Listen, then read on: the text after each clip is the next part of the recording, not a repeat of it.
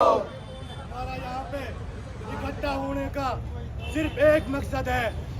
जिस तरह मेवात में लोगों को एक तरफा कार्रवाई की जा रही है, सिर्फ मेवात के मुसलमानों को पकड़ पकड़ कर जेल में डाला जा रहा है। कम से कम 10,000 की पैरामिलिट्री फोर्सेस मेवात में उतार दी गई है। पूरे हरियाणा की पुलिस, ज्यादातर पुलिस को मेवात में उतार दिया गया है।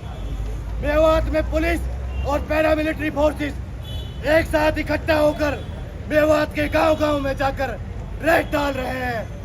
क्या आप लोगों को नहीं पता दंगा किन लोगों ने करवाया था? जो लोग हथियारों के साथ आए थे, जिनके पास ऑटोमेटिक हथियार थे, जिनके पास तलवारें थी दंगा करने, वो लोग आए थे। वो लोग दंगे क्या करते? जिनके हाथ जो निहत्थे थे, उन लोगों पर इल्जाम लगाया जा रहा है। उन लोगों के घरों में एक तरफा कार्रवाई की जा रही है। 12 साल के बच्चे क्या करेंगे? 12 साल के बच्चों को गिरफ्तार किया जा रहा है। 65 साल 70 साल के बुजुर्गों को गिरफ्तार किया जा रहा है। 65 साल का और 12 साल का बच्चा क्या करेगा?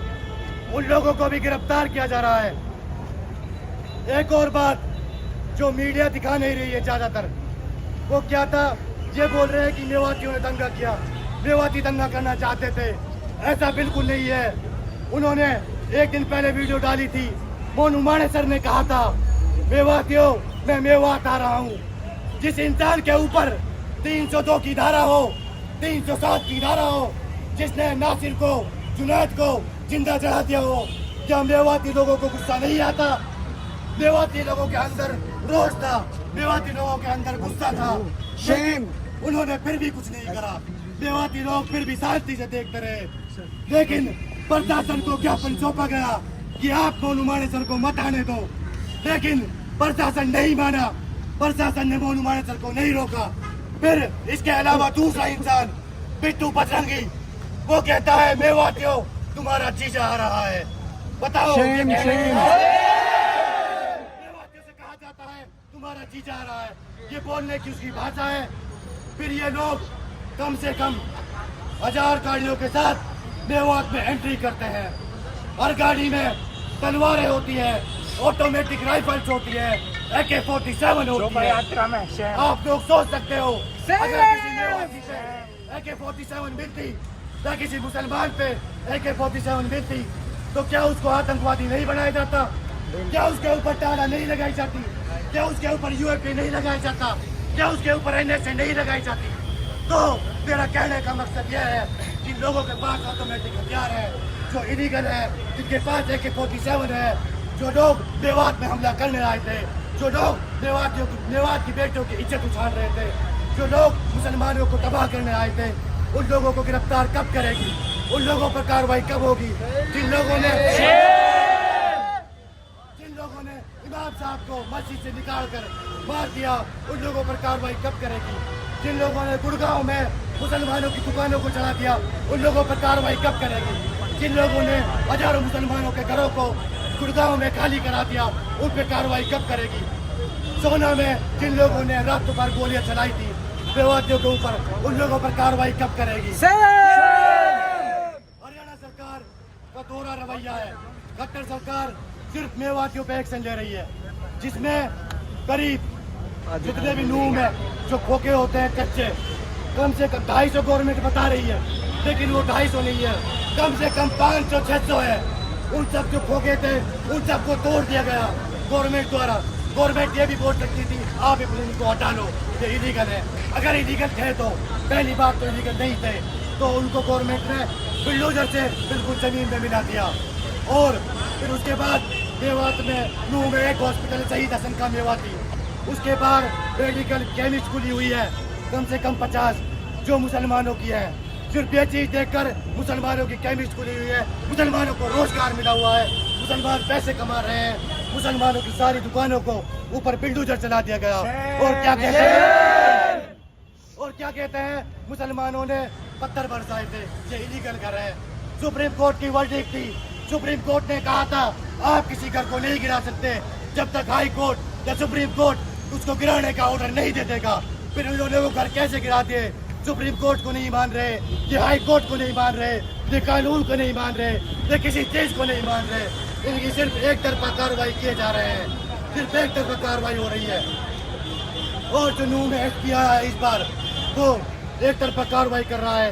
हरियाणा सरकार खट्टर जी है जो वो भी एक तरफा कार्रवाई कर रहे हैं। लेकिन इसमें एक वो है जो बीजेपी के सांसद है राव इंद्रजीत सिंह गुड़गांव से, जिसमें मेवात का इलाका भी आता है आधा। उसने कहा था कि मोनू मानेसर का क्या मतलब था हथियारों के साथ मेवात में घुसने का, उनका क्या मतलब था तलवारों के साथ मेवात में घुसने का। इनका मकसद सिर्फ एक था, इनका मकसद था दंगा कराने का। एसपी एक दिन पहले छुट्टी पे चला जाता है मेवात का और फिर उसके नेक्स्ट डे दंगे हो जाते हैं 31 तारीख को। वहाँ पे पुलिस फोर्स क्यों नहीं लगाई गई, जब पुलिस वगैरह क्यों नहीं लगाई गई। दूसरी बात ये कह रहे हैं घरों से पत्थर चले, घरों से पत्थर बरसाए गए। ऐसा कुछ नहीं है।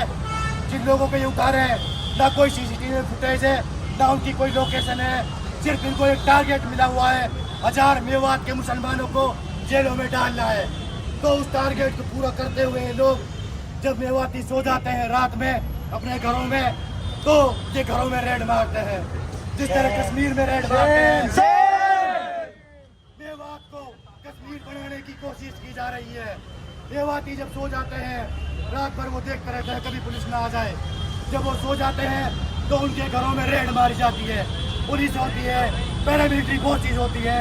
ये सारे मिलकर मेवातियों के घरों में मुसलमानों को गिरफ्तार करते हैं, चाहे बुजुर्ग हो, चाहे 12 साल के बच्चा हो, चाहे 16 साल के हो, चाहे 18 के हो। ये किसी को नहीं बख्शते। ये औरतों के साथ भी बदतमीजी करते हैं। हरियाणा पुलिस जो है ये औरतों के साथ बदतमीजी करती है और बुजुर्गों को मारती है। इन्होंने एक गांव में मेवात में सिंगार, उस गांव में फजर के वक्त रेड मारी थी। उसमें इन्होंने एक जो 2 बुजुर्ग थे उस बुजुर्ग के ऊपर जो पिस्टल राइफल होती है, राइफल को जो बैक होती है, बट जो होती है उसके छाती में मारी। उसकी उम्र ज्यादा थी 70-80 साल, वो वहीं मर गया। और दूसरे बंदा जो था, दूसरा बुजुर्ग था, वो वहीं अटैक से मर गया। क्या इसकी हरियाणा पुलिस जिम्मेदार नहीं है? क्या हरियाणा सरकार इसकी जिम्मेदार नहीं है? हमारा कहने का मकसद एक ही है, हम यहाँ सिर्फ इसलिए आए हैं बुलडोजर कार्रवाई को रोक दिया जाए और इसी तरह आगे भी प्रोटेस्ट चलता रहेगा। अगर बुलडोजर कार्रवाई नहीं रुकी तो इसके बाद हम जंतर मंतर पे जाएंगे। अगला कदम जंतर मंतर होगा इंशाअल्लाह। आप सभी से रिक्वेस्ट है, अगर जंतर मंतर की कॉल दी जाती है तो आप सभी भाई लोग उसका हिस्सा बने और जंतर मंतर तक हमारा साथ दें। क्योंकि ऐसा नहीं है कि सिर्फ मेवात के घर गिराए गए हैं, आसाम में भी गिरा गए, यूपी में भी गिरा गए, मध्य प्रदेश में भी गिराए गए। लेकिन एक चीज खास थी, सिर्फ मुसलमानों के घर गिराए गए। उसमें सिर्फ मुसलमानों के घर गिराए जाते हैं, ना कोई सबूत देखा जाता है, ना कुछ देखा जाता है।